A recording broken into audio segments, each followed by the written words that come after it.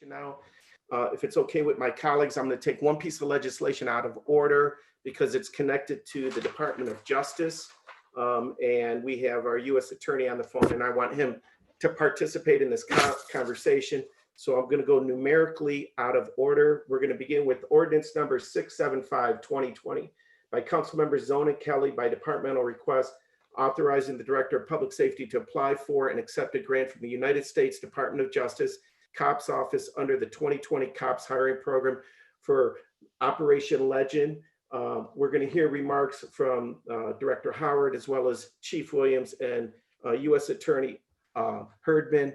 I do want to say, you've heard me say this many times, crime and air pollution doesn't stop at a ward boundary or a municipal boundary. And so it's critically important that we have strategies that reach beyond our city. That's what this legislation does.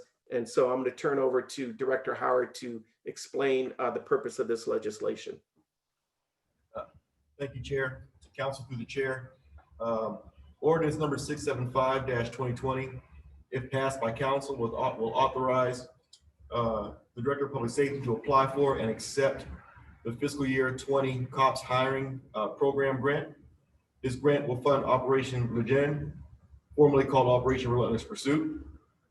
This legislation will enable the Department of Public Safety to participate in a program created by the Department of Justice that partners local, state, and federal law enforcement agencies to create a task force to combat violent crime.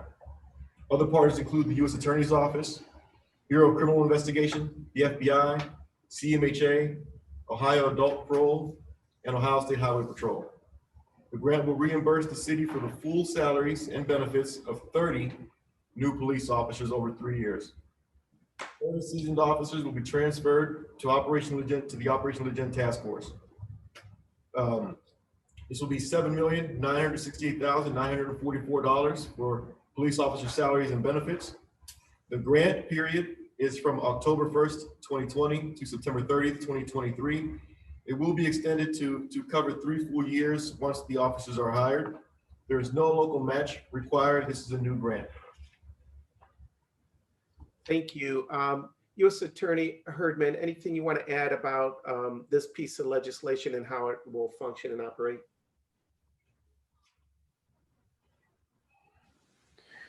Sure, I will. I'll be brief and just be in a position to answer questions as they come up. But as Director Howard just stated, this is almost $8 million to hire 30 police officers into the Cleveland Division of Police. As part of Operation Legend, we have existing federal task forces that are going to be focused on enforcement efforts within the city of Cleveland and will be supported by a corollary number of federal task force officers provided by the Cleveland Division of Police. So we are expecting to see 30 federal task force officers. We've already got first wave of those that names have been provided by the chief. And I just want to point to an additional federal outlay that's associated with this effort, which is a permanent reassignment of over 25 federal agents and deputy U.S. Marshals to the city of Cleveland. So unlike what you may have seen in some other cities, like for Chicago, for instance, where there have been several hundred agents who've been sent there on temporary duty, that's not what we have in Cleveland. We actually have a long-term commitment that's going to last several years at least, where we are supporting and supplementing our existing federal violent crime task forces with additional agents. ATF is going to get at least 10 special agents, as well as some specialized units like a canine to assist with collection of spent shell casings at crime scenes. We are getting 8 FBI agents who are assigned to full-time violent crime work, 6 DEA agents who are going to be focused specifically on what I've heard multiple times today, which is crime driving locations that are associated with drug trafficking. So we have 6 new agents who are being brought into the city just specifically to work those types of cases. And we have investigations underway that are focused on just what I've been hearing today. I'd love to spend more time talking to individual council members about that as well.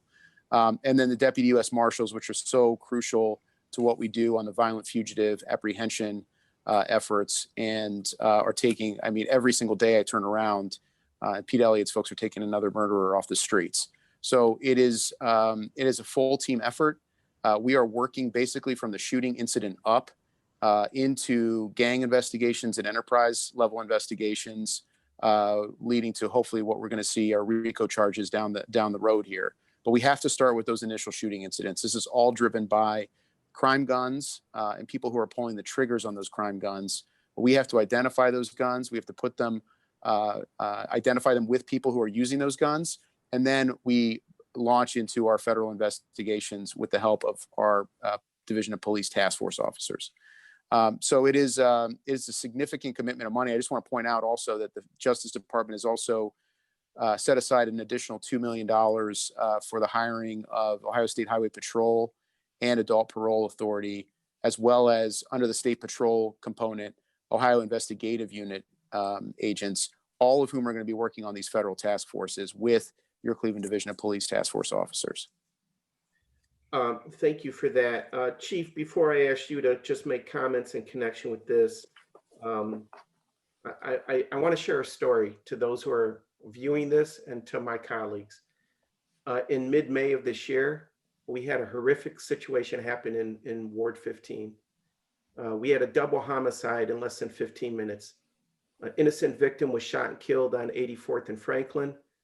This individual who killed him ran down the street, pulled a 17-year-old kid who was an immigrant. He fled here from war-torn Congo.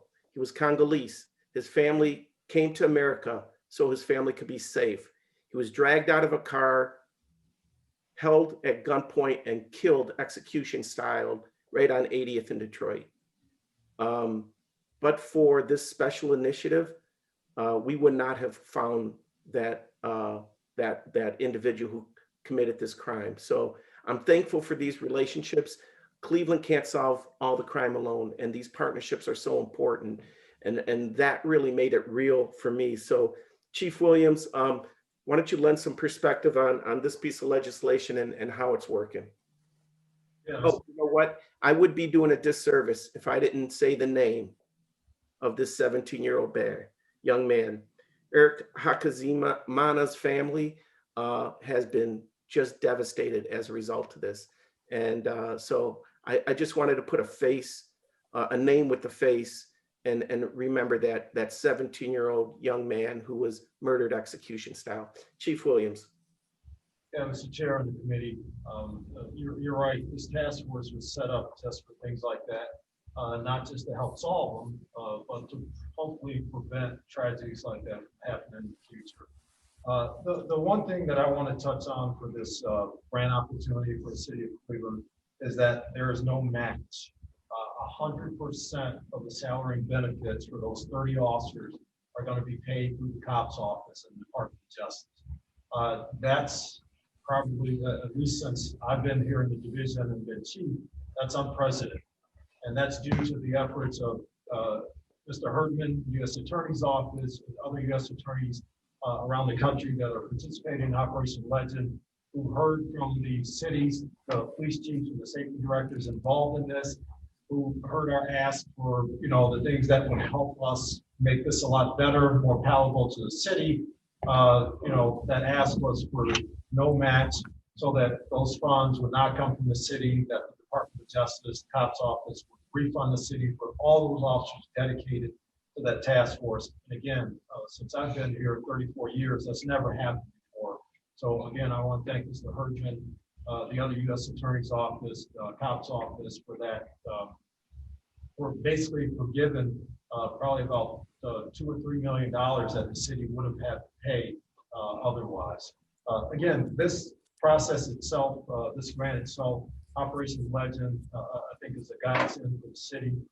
It's going to be more than the typical, 3, 4, 8, 12 months. It's going to be multiple years that we're going to run this task force and do exactly what we've been talking about here, make an impact on violent crime. I'll leave it at that. Chief, anyone else on your team want to add anything to that? All right. Hearing none, we'll say that. Let's open it up for questions. I have Councilman Mike Polensek and then Councilmember Joe Jones. Councilman Polensek. Thank you, Mr. Chairman. Can you hear me? Yes, sir. Thank you, Mr. Chairman, my honorable colleagues. I'm here to support the legislation. I can't speak enough about this. I've had the pleasure to work with U.S. Attorney Herdman and U.S. Marshal Pete Elliott on a personal basis. So I know their commitment to the city and to the Northeast Ohio area. What I need to understand, and what I would like if we could receive it in writing, the specific number of agents that Mr. Herdman just indicated would be deployed and be working in the greater Cleveland area, so we could receive that officially in writing. And then I'd like to understand the mechanics. We know there's going to be 30 officers. As I stated, and during the budget hearings, and I stated not only publicly at the table, but I stated in writing that I didn't believe that we were going to have enough police toward the end of this year. Unfortunately, I was right. So I need to understand how these 30, the mechanics of how these are going to be assimilated in. Is this going to be in addition to whatever classes are being planned or proposed?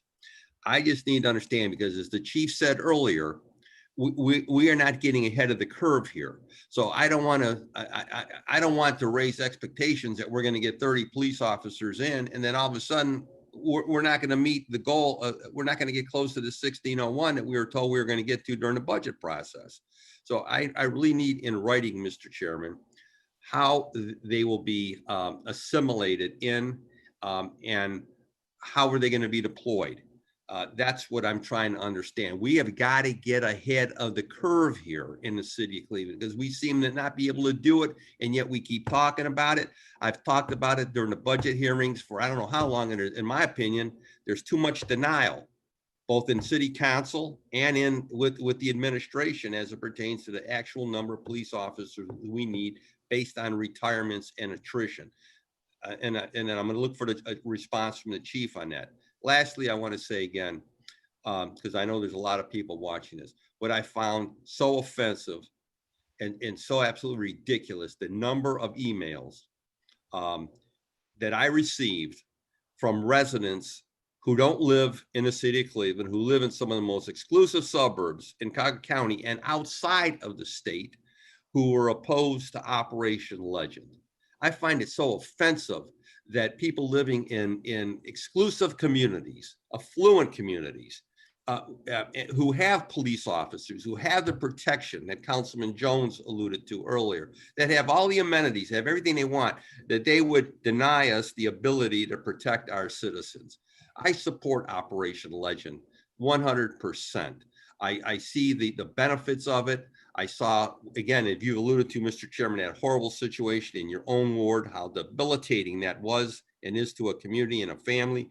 We need to send a collective voice in this city that we're not going to tolerate this ridiculous and obscene violence we're seeing in the streets of our city, and we're going to support our law enforcement officials, both local and federal. So I'm looking forward to the information from Mr. Herdman. Again, I hate to see you leave, man.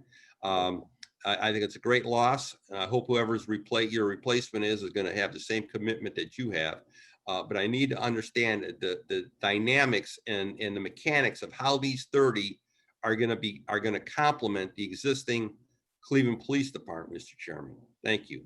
Thank you, Councilman Plancik. Chief Williams, as just a follow-up, if you could just work with U.S. Attorney Herdman on getting that information, and maybe U.S. Attorney Herdman, the chief, through his office, he'll send that information to us. But the big takeaway for me, Chief, is the Councilman Plancik's making the point, if we're going to have additional officers coming in working, his concern would be about taking existing officers on currently what they're doing. And if you do remove them, how you can backfill those. We'll get into some of that when we do the deployment plan next month. But Chief, if you can make sure that you get that information from the DOJ and then forward that information to us, I would greatly appreciate it. I have Councilman Joe Jones is next.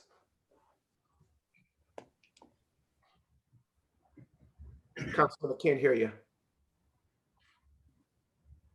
Unmute yourself, Councilman. I certainly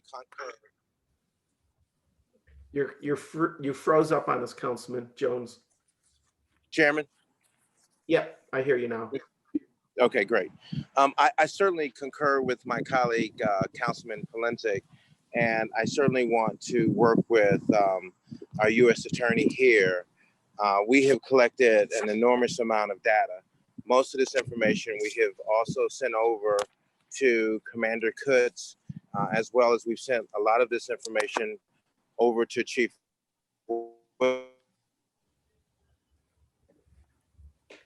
Councilman, you froze on us. We can't even hear you and your picture's When I screen. first into City Council about various different disruptive properties, rental properties, people who own properties that don't live in the city of Cleveland, don't live in the state of Ohio, don't live in this nation.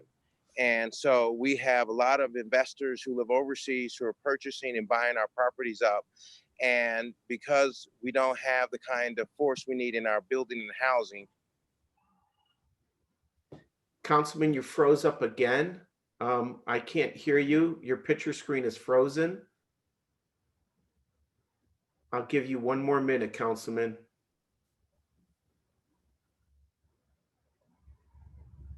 Okay. Any other questions from anyone on ordinance 675-2020? Anyone else? Anyone else on 675-2020? Councilman Jones, you're freezing up and your picture's frozen and we can't hear you. Hopefully you can get stationary and get at a good signal because it's breaking up. All right, hearing none. I did receive a communication from Councilman Bashir Jones, who's going to be voting no on all public safety related items until we get a diversity plan. This is not personal against anyone else. This is just a principled decision that he is making. So ordinance 675-2020, any opposed? All right, so I have, I don't know if I have to call the roll. Clerk? You don't, Mr. Chairman. Okay, so will you record all yes votes for council members on the safety committee and a no vote for Councilman Bashir Jones on this particular piece?